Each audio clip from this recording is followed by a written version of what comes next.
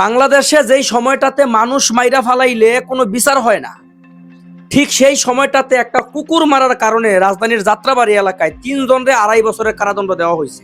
বিষয়টা বুঝছেন আপনারা? বাংলাদেশে যেই সময়টাতে মানুষ মারলে কোনো বিচার হয় না, এই যে আমাদের ভাই ওসমান হাদিকে আজ থেকে ৩ মাস আগে যে মাইরা ফালাইছে, ৩ মাস পরে মূল অভিযুক্ত ব্যক্তিকে ভারতে গ্রেফতার করা হয়েছে। শুধু ওসমান হাদিই না, এই বাংলাদেশে অহরহ যে হত্যাকাণ্ডগুলো ঘটতেছে, দর্শনের মতো নিকৃষ্ট ঘটনা ঘটতেছে, যারা ঘটাইতেছে তাদেরকে ধরেও না, বিচারও করে না।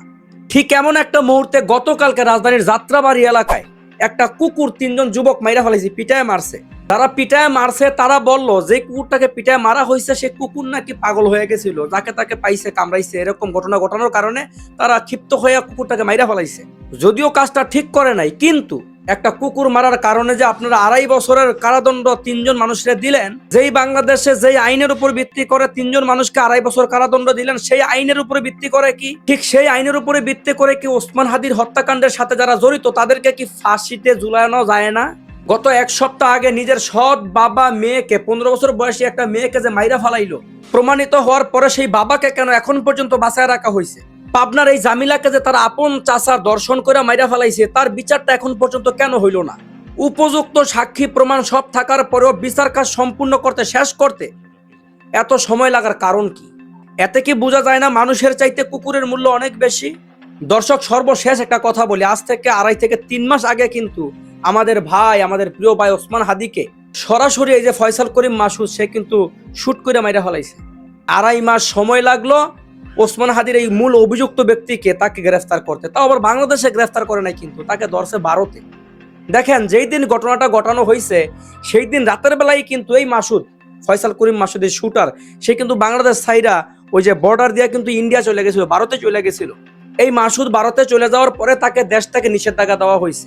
এমন বাংলাদেশ কিন্তু আমরা চাই না, এমন বাংলাদেশ চাই না। বাংলাদেশের সবকিছুর ভিতরে বর্তমানে পরিবর্তন আনা জরুরি। দর্শক, সবাই ভিডিওটা শেয়ার করে দিবেন।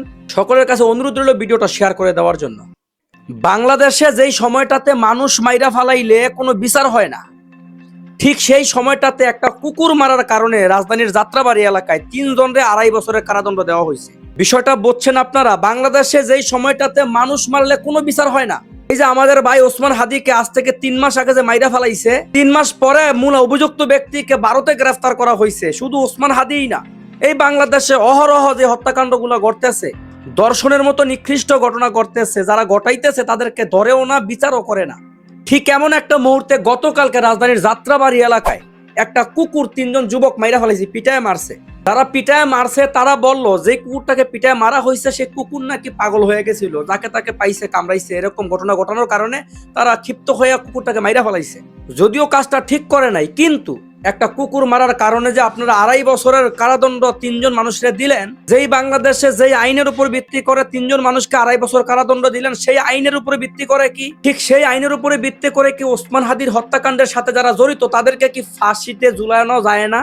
গত ১ সপ্তাহ আগে নিজের সৎ বাবা মেয়েকে, ১৫ বছর বয়সী একটা মেয়েকে যে মাইরা ফালাইলো, প্রমাণিত হওয়ার পরে সেই বাবাকে কেন এখন পর্যন্ত বাঁচায় রাখা হয়েছে? পাবনার এই জামিলাকে যে তার আপন চাচার দর্শন করে মাইরা ফেলাইছে, তার বিচারটা এখন পর্যন্ত কেন হইল না? উপযুক্ত সাক্ষী প্রমাণ সব থাকার পরেও বিচার কাজ সম্পূর্ণ করতে, শেষ করতে এত সময় লাগার কারণ কি?